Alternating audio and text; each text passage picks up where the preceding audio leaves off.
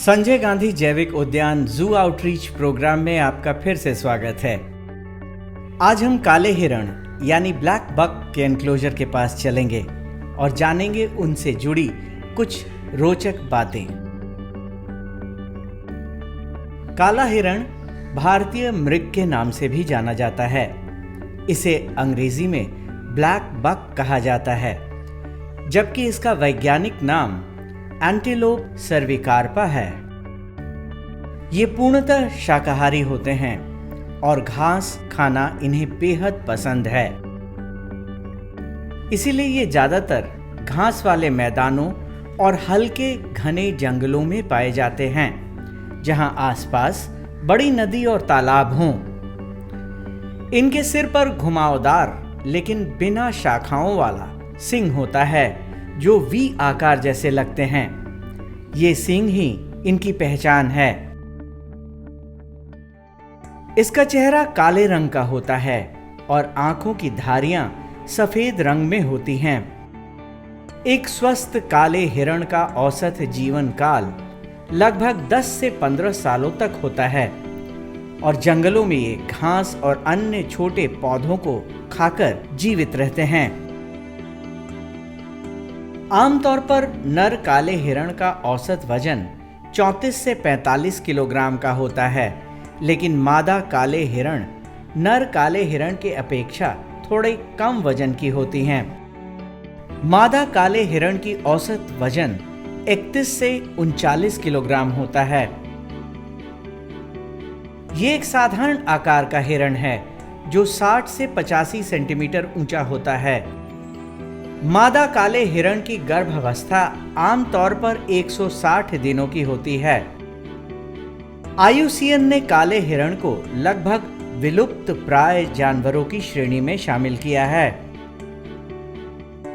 Black bug इनकी संख्या पटना जू में जो इनक्लोजर है, इसमें लगभग ये 30 की संख्या से में है और ये काफ़ी प्रोलिफिक ब्रीडर होते हैं। काफ़ी तेज़ी से इनकी संख्या बढ़ती है। ये एंटीलोप हैं और दूसरे हिरणों से अलग होते हैं क्योंकि इनमें एंटलर के जगह हॉर्न पाया जाता है। जो ये हॉर्न होते हैं, इसका शेडिंग नहीं होता है, ये परमानेंट होते हैं। और ब्लैक बक का जो डिस्ट्रीब्यूशन है वो इंडिया, नेपाल, पाकिस्तान इत्यादि में पाए जाते हैं। मैदानी इलाके में ज़्यादा पाए जाते हैं ये, और ग्रासलैंड्स में रहना इनको ज़्यादा पसंद है, जहाँ पानी की उपलब्धता हो। बिहार में ब्लैक बक जो है बक्सर, आरा इत्यादि रेसिडेंशियल इलाके में भी, ग्रामीण इलाके में जहाँ खेती ज़्यादा है, वहाँ ये शुरू से रहते आए हैं और वहाँ के लोग इसका संरक्षण में योगदान भी करते हैं।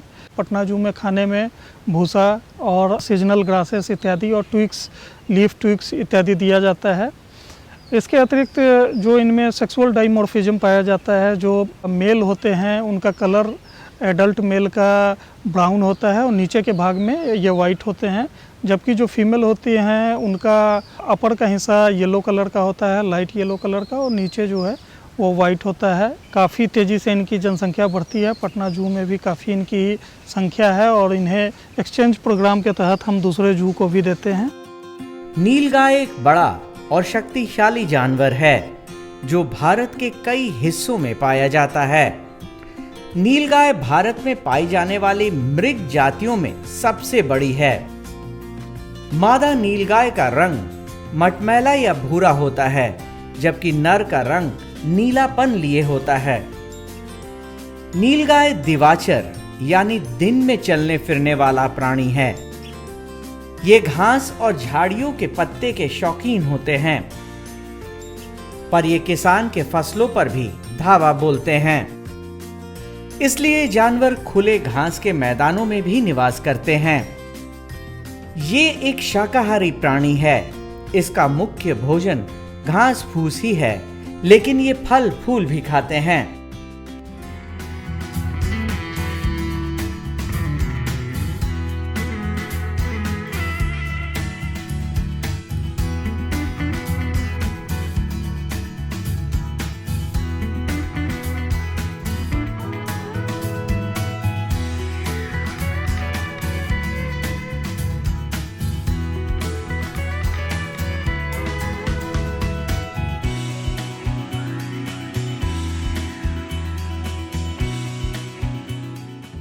नर 4 सालों में और मादा 2 से 3 सालों में प्रजनन योग्य हो जाती है।